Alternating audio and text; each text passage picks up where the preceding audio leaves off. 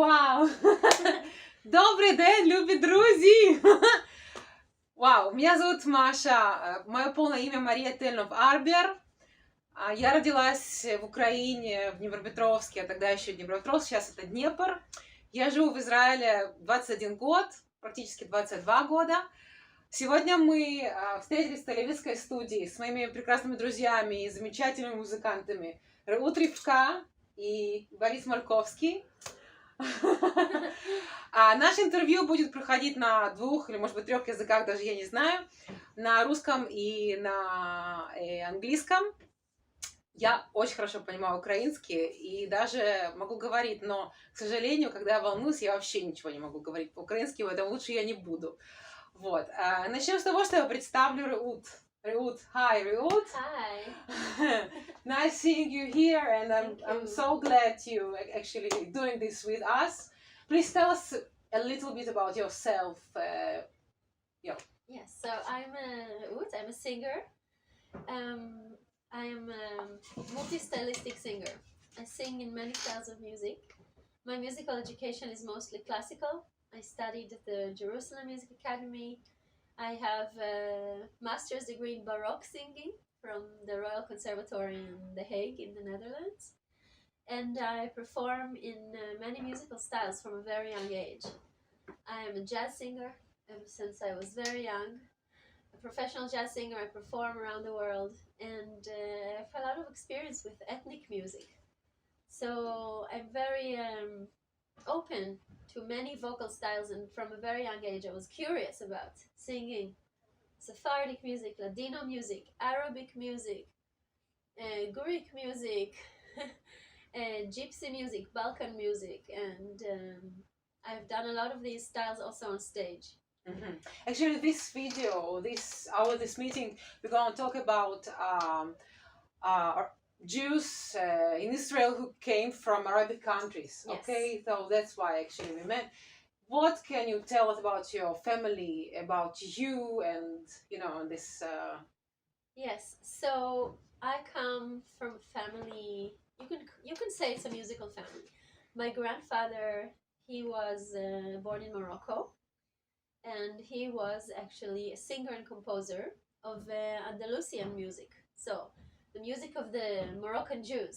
That was the music of my grandfather. Mm-hmm. And he was singing at the synagogue. Mm-hmm. And he was also performing and composing melody in that style. Mm-hmm. Yes, and everybody says I got my voice from him. Wow. So he was a wonderful singer. She's got a voice. You're gonna hear. Yes. Okay. Yeah. Okay, so maybe you will, you will sing to us something. Yes. What would you like to start with?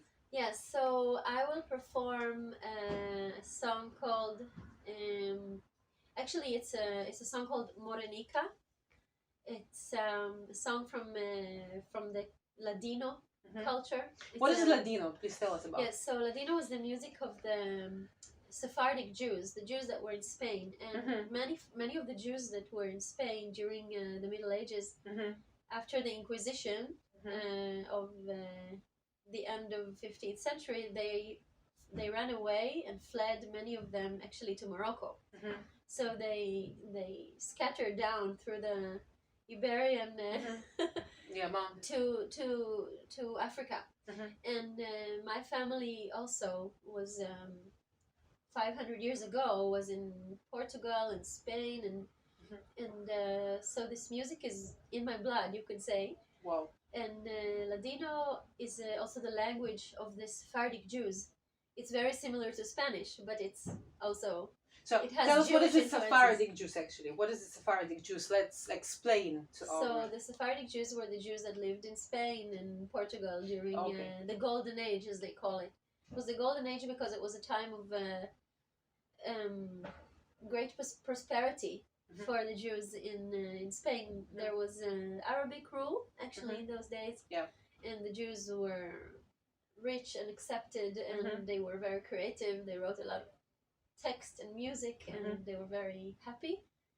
And it was when the Christian Crusaders ruled and they had the Inquisition, and many of them fled to many countries, actually, to North Africa, to, you know, also to Greece and Turkey. Mm-hmm. And those are the Sephardic Jews. And this song is Morenica. It's actually about a young girl who says, my skin is dark, but really I used to be white. And it's because I'm all the time outside, and then I got this dark skin.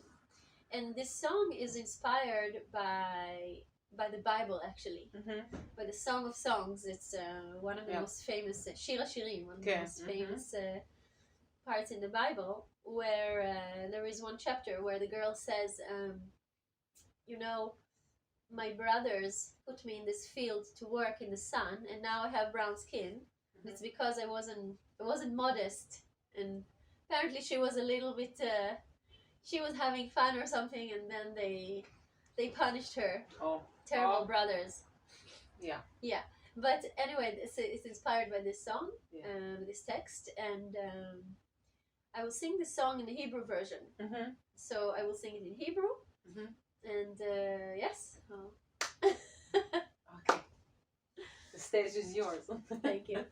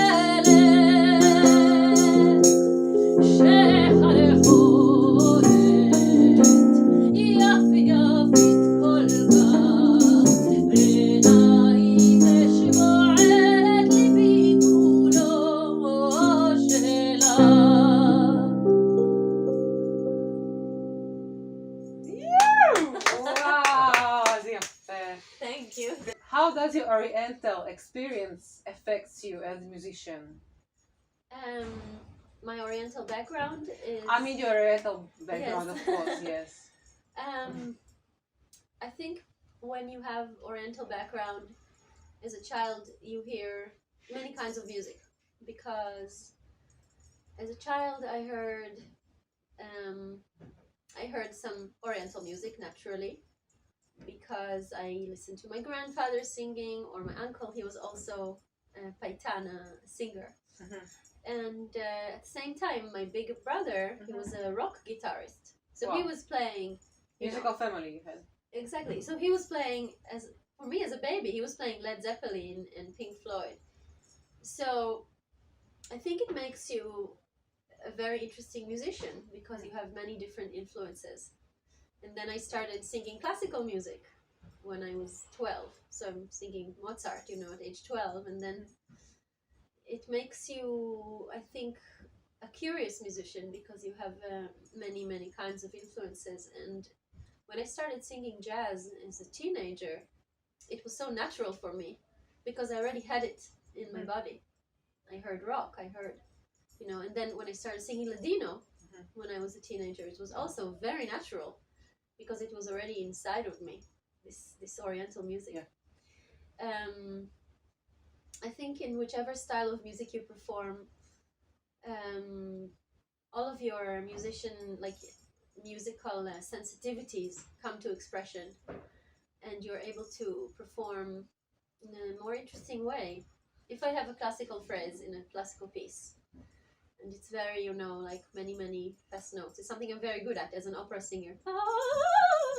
So this, it has something to do with this Oriental ornaments that I have. Sometimes. In a way, and that you have when you sing Andalusian music, or when you sing Arabic music. Yeah. So it's kind of inside of you, and I feel as a musician very alive, very much able to experience and express many kinds of music. Tell us please about your grandfather and your family. What happened actually when they came to Israel? What was it for them, to change the country to is it big change? Was it big change for them, Yes, well, I was not existing then. I'm the youngest in my family, so I came a little later. But my grandfather was a singer in Morocco, and when he came here, he had to work and selling eggs. But he was still singing in the synagogue, and he was still teaching. And actually, he taught some of the most famous Andalusian singers of the day, like a man called Rabbi Chaim Luk, and others that in Israel are very known for this style of music, this Moroccan Andalusian style. And and the music just stayed in the family, and that's why you're so great at musician. No, cheese. I know. Okay. Do you have any Ukrainian influences in your? I do have Ukrainian influences. In my past, for some reason, I have many Ukrainian friends and many... For some reason, wow! No, I don't know how it happened. I have many Ukrainian musician friends. And even when I studied in the Netherlands, I spent 5 years in the Netherlands studying Baroque music, classical music. My only friends, my best friends from, there were people in the school from like Spain and everywhere you want, really, any country. My best friends were Ukrainians. I think they are really interesting people and very interesting musicians in specific. Some of the best composers that went to school with me, like Maxim Shaligin, I don't know if you know him. No, he's young, but very talented. And others that I really enjoyed. And of course, Boris, but I perform with Boris. I used to perform with Boris jazz music. Now I perform his music, which is he's a very talented composer and multi-stylistic instrumentalist. And you and my other guitarist friend Dima Gorelik, he's a genius ethno-jazz guitarist. And because I had Ukrainian friends, I know a lot about Ukraine. I even know how to say the name of this place, Dnieprodzержinsk. Yes. Yes. For me, it's like, now it's hard. Dnieprodzержinsk. Dnieprodzержinsk. Yes. She's better than me. Okay, bye. So, yes. So, and now we have a little surprise for you guys. Yes, Я сейчас буду говорить по-русски. Я очень люблю украинскую песню, обожаю украинскую народную музыку и вообще. И я попросила у Реут, чтобы мы с ней вместе спели песню на украинском языке. Я очень волнуюсь, я, конечно, знаю слова наизусть, но лучше я возьму, потому что я боюсь ошибиться. То есть для меня это очень... Я не нахожу слов, как-то сказать. Какое слово, Боря? Расчувствовалась, как-то сказать правильно. Волнует меня петь вот на украинском языке с Реут, которая здесь родилась, и вообще эту песню «Ой, у вишневому садку» после 20 лет жизни в Израиле. Я вам не могу передать, что для меня это значит, потому что все-таки родилась в Украине, и вы поняли.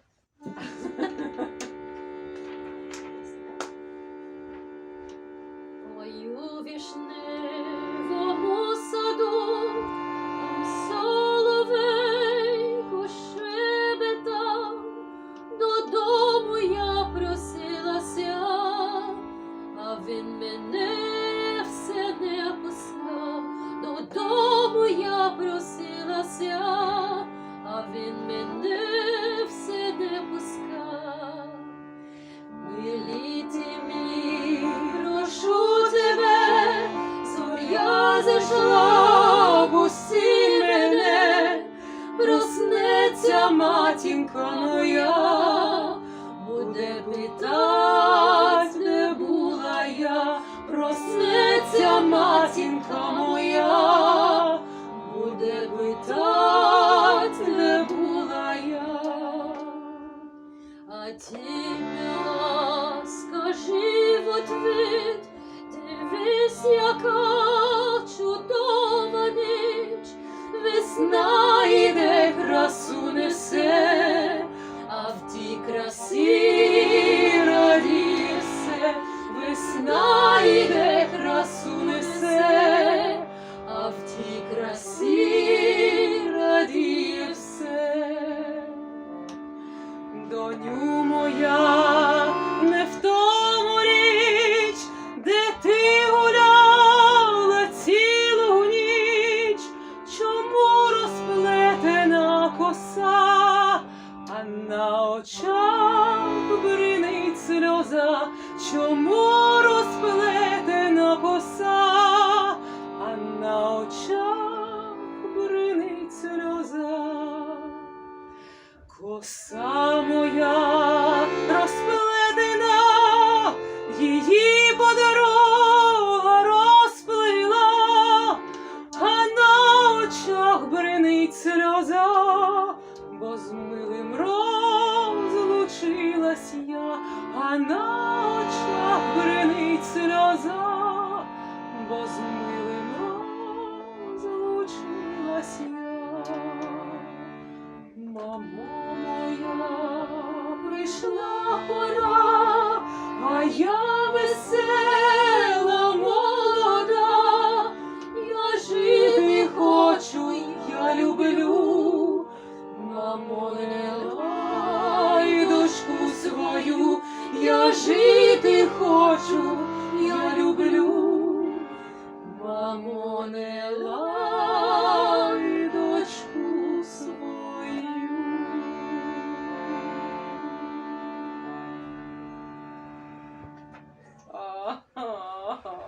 I love this music.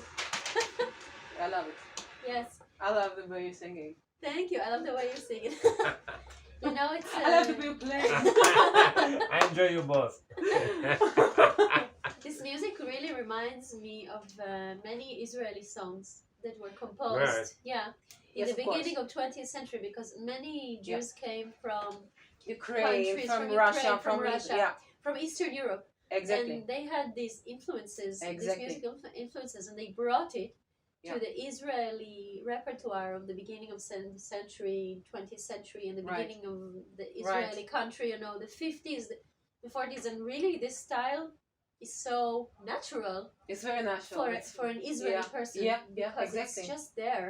it's true. Israel is really a place of meeting point between so Right. many cultures. Right. Because the Jews came from all around, so it's very natural as an Israeli musician, in my opinion, Yeah. to be multi-stylistic, because As that's you what, are, as I actually. am, because that's how, you know, if you're Yeah. sensitive, Yeah. you become multi-stylistic, because it's just, there is so many things around you.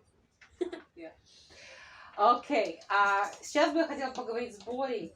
Я хочу представить еще раз. Борис Мальковский, человек, который играет на, не знаю, на 100 инструментах. Ну, я, конечно, преувеличиваю, но приблизительно. Вот. Боря, Нет, скажи, пожалуйста, пару слов о себе. Мы находимся в Тель-Авивской студии сейчас с Борей, поэтому тут прямо эпицентр событий.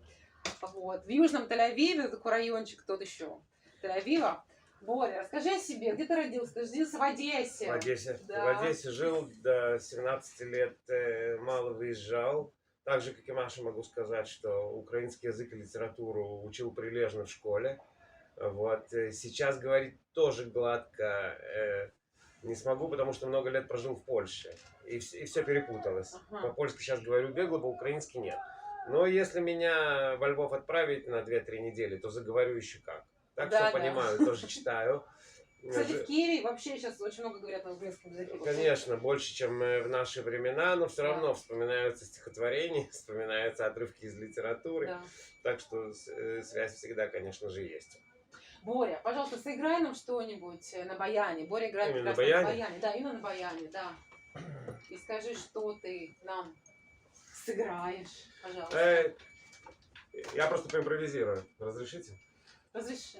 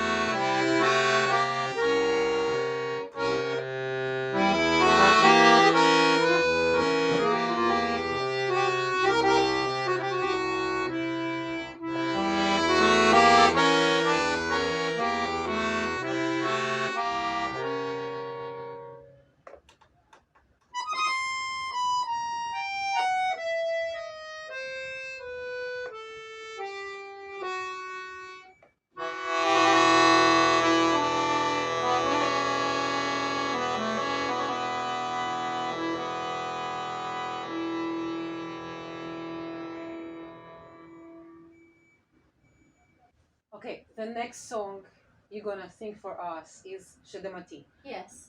which is very famous, piece of art, I would say. Okay, please tell us about this song. Yes, so Shedemati is a song that was composed in the 30s in Israel, and it was part of this movement of composers that tried to take inspiration in the music and the culture that they came and saw here in this land back then. So this song is clearly inspired by Bedouin music that they were exposed to, and also the subject of the song is about the land, working the land and sowing seeds, and and this is what the pioneers of the first Zionists that came to Israel and started working the land. Kibbutz, kolchozy, No, before the kibbutz. It was just like they came to start small settlements and cities, and they had to work really hard with the land, in the swamps and in the desert, and try to. So the song is really about the land, and it's, you can feel it. Yes, it's very sound of earthy. land. It's very earthy, and it's a song that is very known, but it was known many years ago. It has been actually a little bit forgotten, but really one of the most beautiful songs in our history of music of the 20th century, at least, of New Israel. And I will perform it without accompaniment. Yeah. And it has Oriental influences as well. It has the rhythm is very special. And you will hear it. Okay.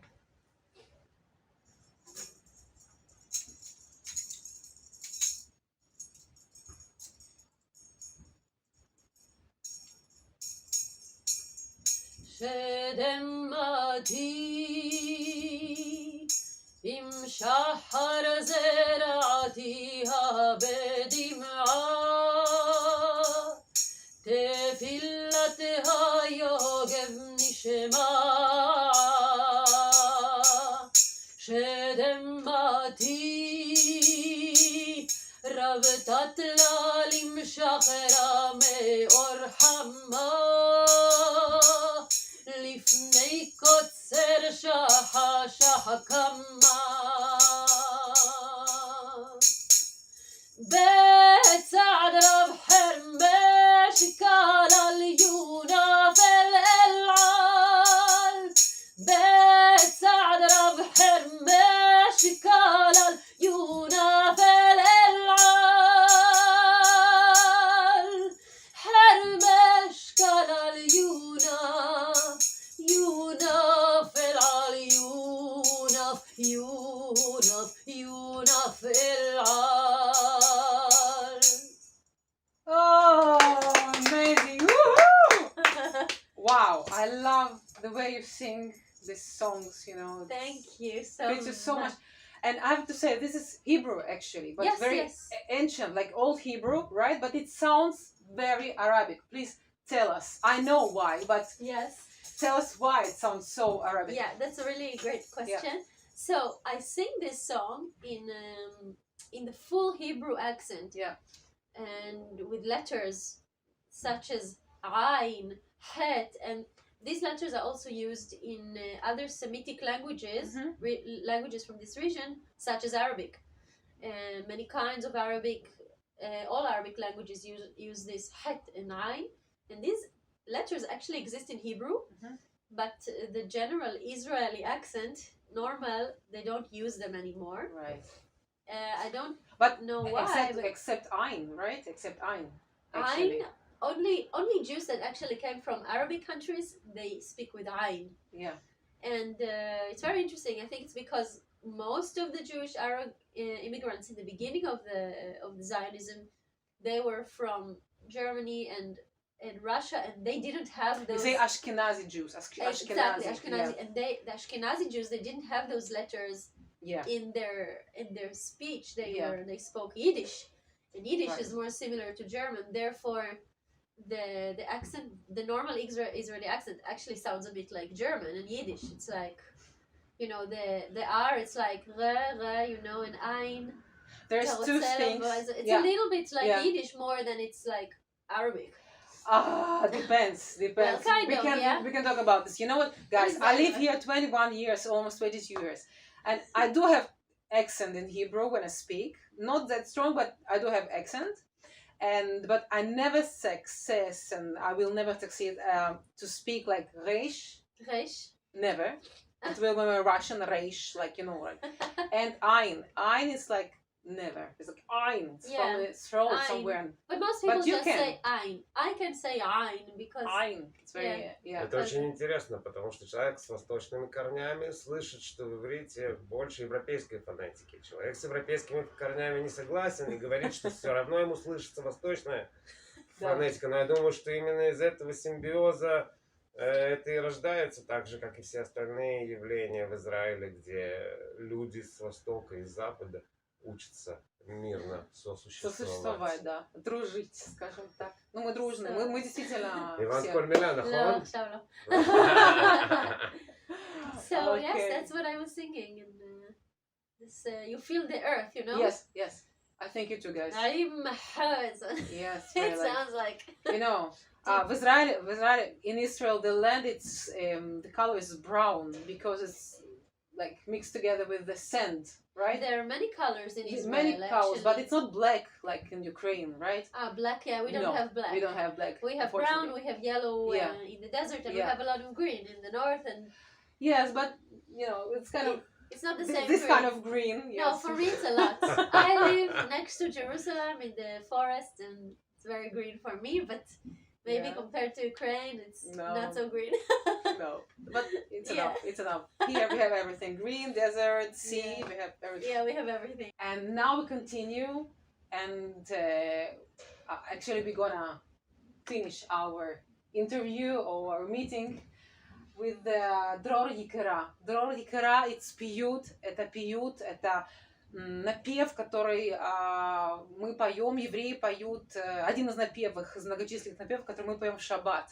Шаббат у нас начинается в пятницу вечером и заканчивается в субботу вечером.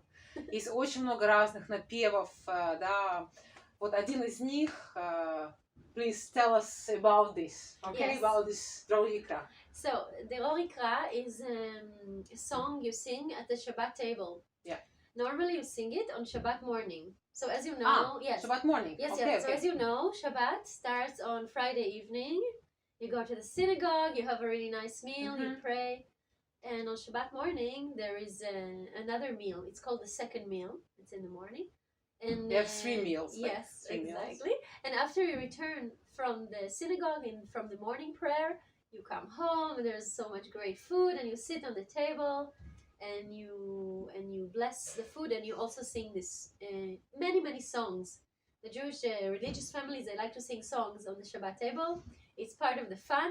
Yeah. And Eat the only fun. No. yeah. And eating No. lots. No. Yeah, I'm the joking. food is great. There's a lot of things that are fun. Yeah. But this song is, it was actually, the text was written by Donash Ben Labrat.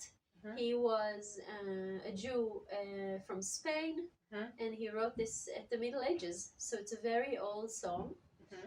and was composed later. Yeah. But the text is very old, and it is inspired by, first of all, it's in very old Hebrew, Mhm. and it's very much inspired by the Bible. So every line in the text is referring to a piece, like a sentence from the Bible, actually, different locations and different points of inspiration. And this song is a prayer, you know, that Yeah. let us have a wonderful Shabbat and let us rest, you know. Shabbat is the day of the rest, and it's like a sacred day of rest. And yeah. I have to say something that old Hebrew, not me and not Boris, I mean, we don't understand every word and each word. It's very different from modern Hebrew. Very different. A lot of words I don't understand it. I have to ask, please explain me what it is. It's very, very different language. It's actually many Israelis don't understand it. Yeah. I mean, if you have some background in Bible studies, Yeah. like I studied some Bible, you know, not from a religious perspective, from a, you know, educational perspective, and so I understand the words. But it's. But you're clever. You're talented. That's why I understand. No. Thank you. Okay, let's do it. Yeah. Let's do it. So we start a cappella. Yeah. And then,